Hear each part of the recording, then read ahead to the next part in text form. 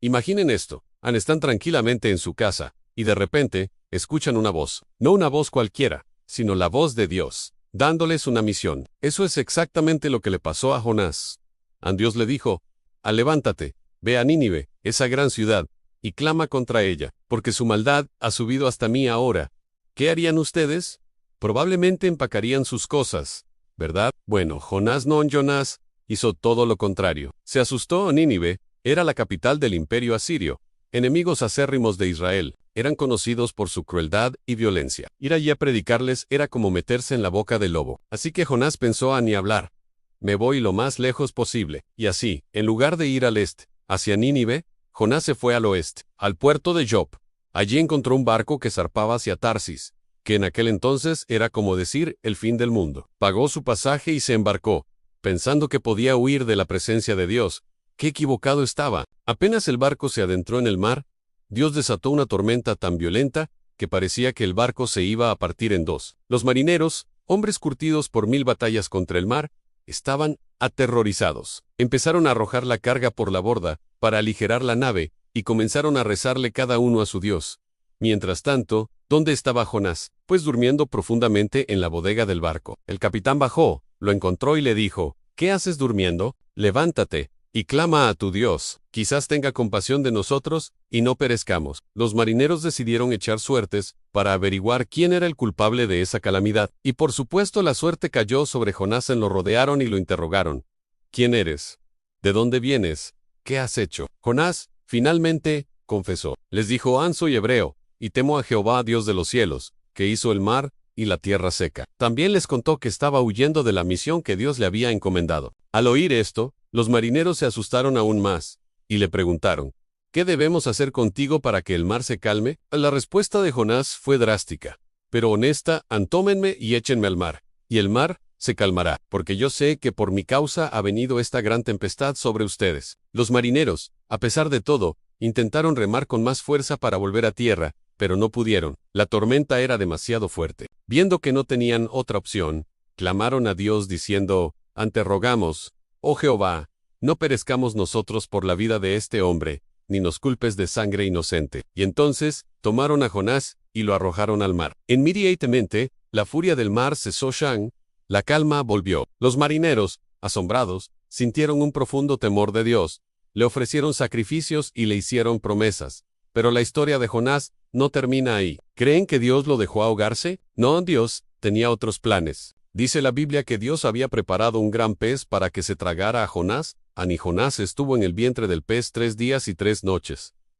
Imaginen esa escena en oscuridad total, el olor a pescado el sonido de las aguas rugiendo afuera. En esa situación límite, en el punto más bajo de su vida, Jonás hizo lo único que podía hacer, oró. Su oración es un poema increíble de arrepentimiento y fe. Reconoció su error, clamó por salvación, y prometió cumplir su voto.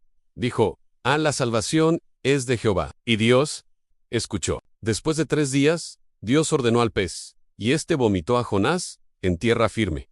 ¡Qué manera de volver a la vida! Jonás estaba empapado, probablemente olía fatal, pero estaba vivo, y tenía una segunda oportunidad. Entonces, la palabra de Dios vino a Jonás por segunda vez. Levántate y ve a Nínive, esa gran ciudad, y proclama en ella el mensaje que yo te diré. Esta vez, Jonás no lo dudó.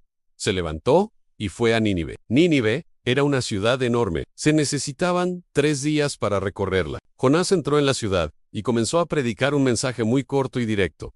De aquí a 40 días, Nínive será destruida. Solo 8 palabras en hebreo. Y entonces, ocurrió lo impensable.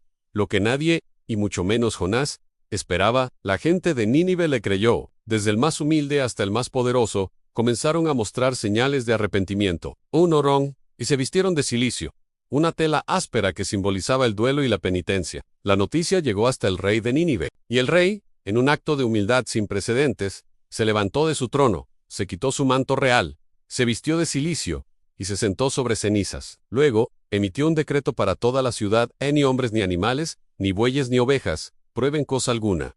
No se les dé alimento ni beben agua. Cúbranse de cilicio hombres y animales, y clamen a Dios con fuerza, y conviértase cada uno de su mal camino, de la rapiña que hay en sus manos. ¿Quién sabe si se volverá y se arrepentirá Dios, y se apartará del ardor de su ira, y no pereceremos? Y Dios vio lo que hicieron.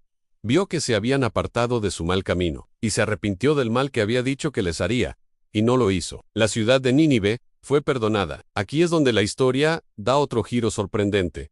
¿Creen que Jonás se alegró, que celebró el éxito de su misión? No. Jonás se enojó muchísimo. Se sentó fuera de la ciudad, de mal humor, y le reclamó a Dios. Le dijo: Señor, ¿no era esto lo que yo decía cuando aún estaba en mi tierra? Por eso me apresuré a huir a Tarsis, porque yo sabía que tú eres un Dios clemente y piadoso, tardo para la ira y grande en misericordia, que te arrepientes del mal. Ahora, te ruego que me quites la vida, porque mejor me es la muerte que la vida. Jonás estaba tan enfocado en la justicia, que no podía entender la misericordia. Él quería que los ninivitas, sus enemigos, recibieran su merecido castigo, pero Dios quería enseñarle una última lección. Mientras Jonás estaba allí, enfurruñado bajo el sol abrasador, Dios hizo crecer una planta, una calabacera, que le dio sombra y alivió su malestar. Jonás se alegró mucho por la planta, pero al día siguiente, Dios envió un gusano que secó la planta. Luego, un viento caliente del desierto comenzó a soplar, y el sol golpeaba la cabeza de Jonás tan fuerte, que deseaba morir de nuevo. Entonces Dios le preguntó: ¿Haces tú bien en enojarte tanto por la planta? Y Jonás respondió: Sí, hago bien en enojarme hasta la muerte. Y aquí viene la lección final de Dios, el corazón de toda la historia. Dios le dijo: tú tienes lástima de una planta por la cual no trabajaste, ni la hiciste crecer, que en una noche nació, y en una noche pereció. Y no tendré yo piedad de Nínive, aquella gran ciudad donde hay más de 120,000 personas, que no saben discernir entre su mano derecha y su mano izquierda. ¿Y muchos animales?